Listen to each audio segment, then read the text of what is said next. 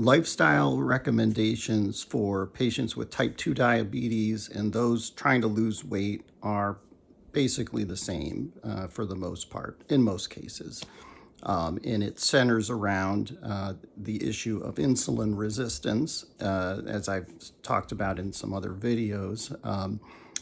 And again, just the key point is, number one, insulin makes it easier to gain weight and harder to lose weight.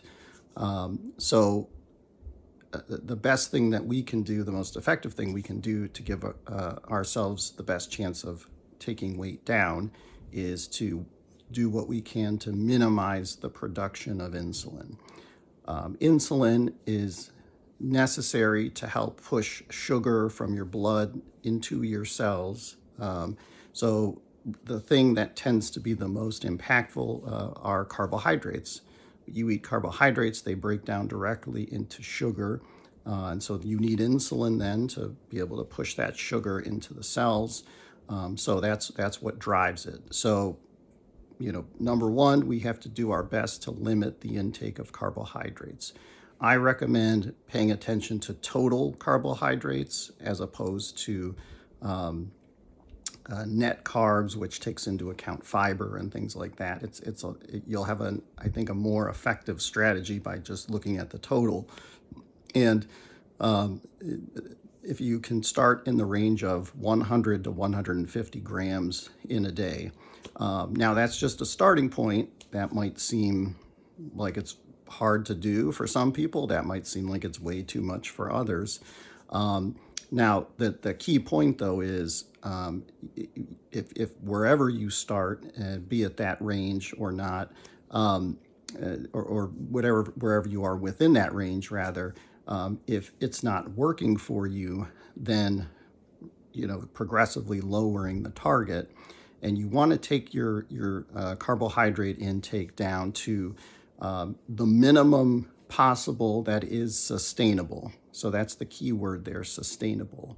I usually don't recommend doing a ketogenic diet, which is having no more than 20 or 25 grams of total carbohydrate in a day, mainly because no one can eat that way, or very few people can eat that way on a ongoing basis.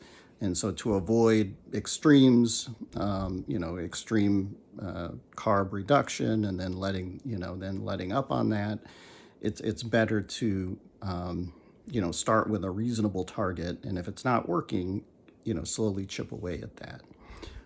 So we want to limit the carbohydrates. The second thing is we want to consume the carbohydrates in a way that they digest slowly.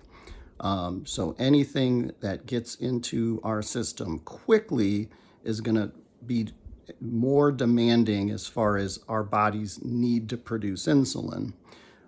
So anything that we drink that has sugar is going to be the worst thing that we can do, because when you drink sugar, it just goes right into your stomach and right into your bloodstream. There's really no need to digest it.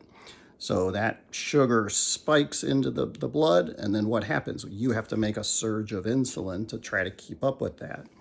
And so you're getting the maximal insulin response, per gram of carbohydrate that way.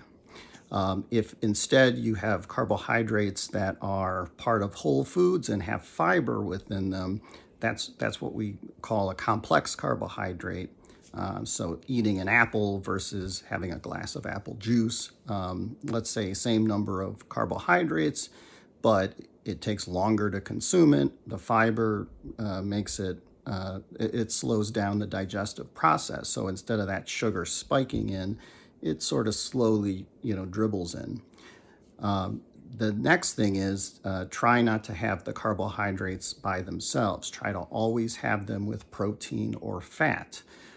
So with the apple juice analogy, if you take some peanut butter and you add it to the apple, then you got protein and fat along with fiber containing carbohydrates. So that's going to further slow down, that dribble of sugar into the bloodstream, and that's going to create, a much lower amount of insulin that has to be produced to digest that. And so there's a concept of naked carbs. Don't ever eat naked carbs. What does that mean? Well, without protein or fat with them. And if you have a meal that has some protein, some fat, and then some carbohydrates, you want to eat the protein and fat first, because that's going to get into the digestive system and it's going to automatically slow down once you bring those carbohydrates in. So those are the two key things. Number one, limit the carbohydrates. Number two, eat them in a way that they're going to digest slowly. Again, for lifestyle recommendation, that's probably the most important part. A couple of other things I recommend. Your metabolism tends to become less efficient as the day goes on. So try to consume less later in the day. And specifically, I recommend trying to keep at least 2 to 3 hours between the last time you eat something and when you go to sleep. And then the last thing is exercise. So it is important to exercise, but the main thing is getting very mild or modest aerobic exercise, the equivalent of walking 30, 45 minutes a day, most days of the week. Try to get 5 to 10,000 steps a day.